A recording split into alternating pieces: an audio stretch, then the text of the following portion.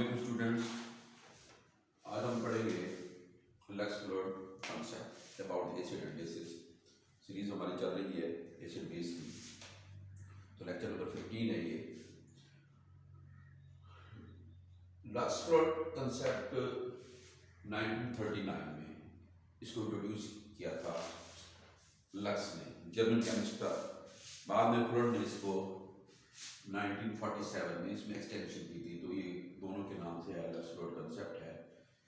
ये कॉन्सेप्ट जो है acid about the acidity and basicity of substances है, डिफरेंट हम पढ़ते आ रहे हैं कॉन्सेप्ट। ये डिपेंड करता है ऑक्साइड आयन पे। इसकी बेस जो प्रिंसिपल है वो ऑक्साइड आयन है। जो ऑक्साइड आयन ड्यूरिंग रिएक्शन जो होता है, जो ऑक्साइड आयन देते हैं वो बेस होते हैं, जो ऑक्साइड आयन एक्सेप्ट करते हैं वो एसिड होते हैं। ठीक है, तो एसिड इसमें क्या है हमारे पास?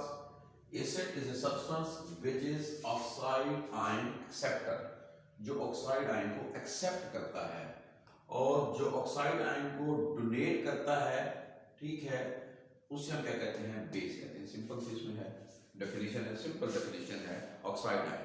ऑक्साइड आयन जैसे electron pair donor, electron pair acceptor थे, ठीक है, लिविस एसिड बेस थ्योरी में, तो इसी तरह इसमें भी क्या है? Oxide ion. जो ऑक्साइड आयन डोनर है वो बेस है, जो ऑक्साइड आयन एक्सेप्टर है वो एसिड है। तो इसमें देखें कि कुछ एग्जांपल्स हम देख लेते हैं। ये हमारे पास SiO2 है, ये एसिड है। वैसे भी ये ऑक्साइड जो है, यहाँ पे सिलिकॉन डाइऑक्साइड इसको कहते हैं, और ये कैल्शियम ऑक्साइड है, ये बेस के तौर पर काम करेगा। यहाँ पे ये दोनों का रिएक्शन होगा और ये साल्ट बनेगा ये। तो अब इसमें ये देखें कि ये एक चीज़ और भी साथ साथ मैं आपको बता दूँ कि ये सिलिकॉन जो यहाँ पे है, ये सिलिकॉन नॉन मेटल है, ठीक है, कार्बन नॉन मेटल है, फास्फोरस नॉन मेटल है, सल्फर नॉन मेटल, हम नॉन मेटल है। सिलिकॉन बिटवीन कुछ रोज इसका मेटल नॉन मेटल में आ जाता है, लेकिन ज़्यादातर इसका बिहेवियर क्या है? एज ए नॉन मेटल है। ये मेटल है, लेड है, सोडियम है, बेरियम है और ये कैल्शियम है। तो ये बात हम जानते हैं अच्छे तरीके से कि जो नॉन मेटल्स हैं इनके जो ऑक्साइड्स होते हैं ये नेचर में एसिडिक होते हैं। वैसे भी यानी से फॉर एग्जांपल हम CO2 है, ये नॉन मेटल ऑक्साइड है, इसको पानी में हल कर दें हम, तो क्या बनेगा? ये H2CO3 कार्बोनिक एसिड, ये एसिड बनेगा, ठीक है। इसी तरह जो मेटल के ऑक्साइड होते हैं ये नेचर में क्या होते हैं? बेसिक होते हैं।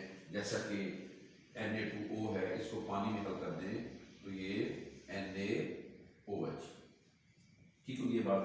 अब आ जाए हम इसी डेफिनेशन पे जो कर रहे थे, तो ये इस रिएक्शन में, ठीक है, SiO2 और कैल्शियम ऑक्साइड में कैल्शियम सिलिकेट बनेगा। CO2 का रिएक्शन होगा बेरियम ऑक्साइड के साथ, बेरियम कार्बोनेट बनेगा, ठीक है। फास्फोरस के ऑक्साइड के साथ रिएक्शन होगा सोडियम ऑक्साइड का, तो ये सोडियम फास्फेट बनेगा। इसी तरह SO3 है, सल्फर का ऑक्साइड है, सल्फर डाइऑक्साइड है, लेड ऑक्साइड के साथ इसका रिएक्शन होगा, ये लेड सल्फेट बनेगा। इसका मैकेनिज्म मैं थोड़ा सा बता देता हूँ आपको कि ये एक्चुअली होगा कैसे। से फॉर एग्जांपल हमारे पास ये CO2 है,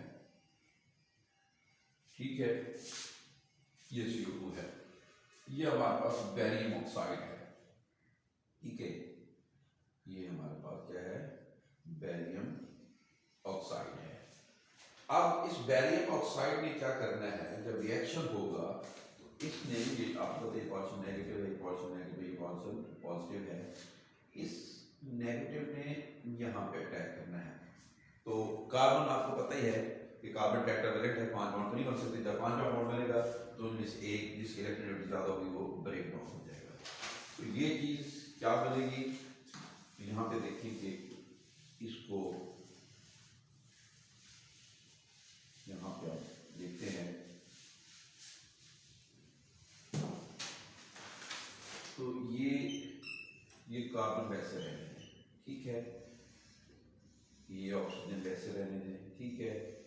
इसी तरह ये ऑक्सीजन, ठीक है, और ये ऑक्सीजन। अब ये बॉन्ड टूट जाएगा, ये माइनस, इसके एक जो नेगेटिव चार्ज है इसने बॉन्ड बना दिया और एक नेगेटिव इसके पास रह जाएगा, ठीक है।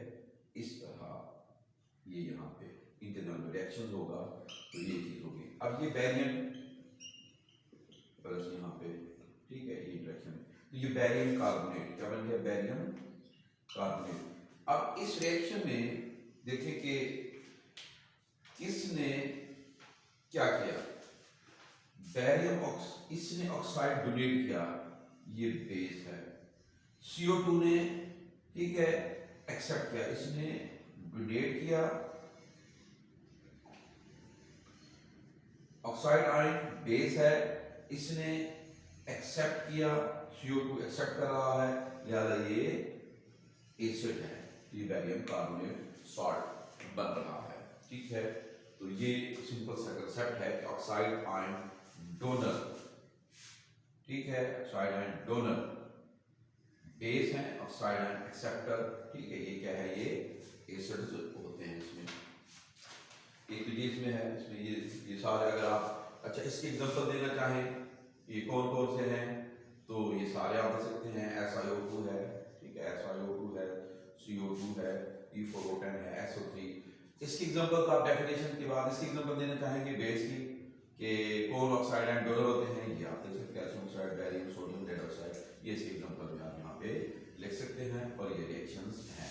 ओवरऑल यूं भी कह सकते हैं, जैसे अभी हमने एग्जांपल ये कैल्शियम ऑक्साइड है, बेस, एसिड और O2, ठीक है। बेस का काम क्या है, ऑक्साइड को देना, इसने ऑक्साइड दे दी, अब एसिड ऑक्साइड एक्सेप्ट करेगा और वापस जो चीज बनाएगा वो नीचे चलेगा, होगी बेस होगी। ये बात भी आपने इंपॉर्टेंट पॉइंट है, याद रखना है। यहाँ पे n का मतलब क्या है, ये 1 2 3 हो सकते हैं, एक से ज्यादा ऑक्साइड आयन भी डोनेट हो सकते हैं। जैसे कैल्शियम ऑक्साइड है, इसने दे दिया, ये कैल्शियम एसिड के तौर पर काम करेगा, और ये ठीक आपके पास है, इसने वापस एक्सेप्ट कर लिए, तो फिर एसिड होगा, ये वापस ये चीज इसने बना देनी है।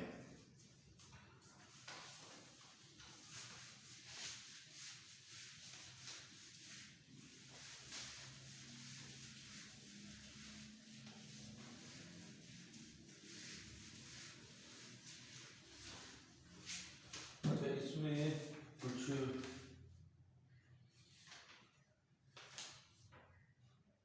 एक चीज और देख लेते हैं हम कि एम्फोटेरिक जो सब्सटेंसेस हैं, बिहेवियर एम्फोटेरिक भी होता है, मसलन जो बतौर एसिड के तौर पर भी एक्सेप्ट काम करेंगे और बतौर बेस के तौर पर भी। जैसा कि एक एग्जांपल यहाँ पे है जिंक ऑक्साइड की है, ठीक है। अब जिंक ऑक्साइड अगर ये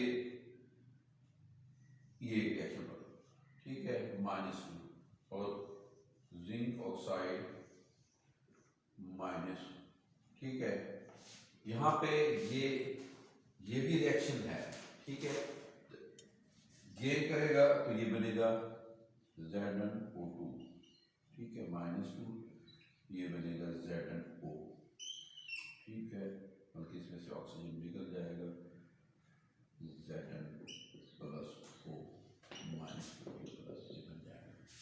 तो अब इसमें देखें कि यहाँ पे जिंक ने क्या किया है, एक्सेप्ट किया है ऑक्साइड आयन को, तो यहाँ पे जिंक काम कर रहा है एज ए एसिड के तौर पर।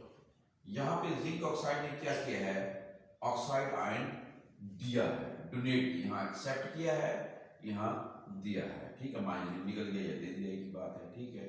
तो इसको यहाँ भी यूं भी लिख सकते हैं, प्लस कर दिया भी कर सकते हैं, वहां भी लिख सकते हैं। तो ये काम करेगा यहाँ पे बेस के तौर पर। इसी तरह से एक एग्जांपल और भी है, जैसे ये Al2O3 है, ठीक है, ये ऑक्साइड आयन एक्सेप्ट करके 2LO2 माइनस ये बना देगा, यहाँ पे Al2O3 अगर इसमें से Al+3 दो बन जाएंगे। अब चीज सेम है, एक ही चीज है, इसको जरा ध्यान से देखें आप कि यहाँ पे कि ये एक्सेप्ट कर रहा है ऑक्साइड आयन, यहाँ पे एज ए एसिड के तौर पर काम करेगा, यहाँ पे ये डोनेट कर रहा है, तो ये बेस के तौर पर।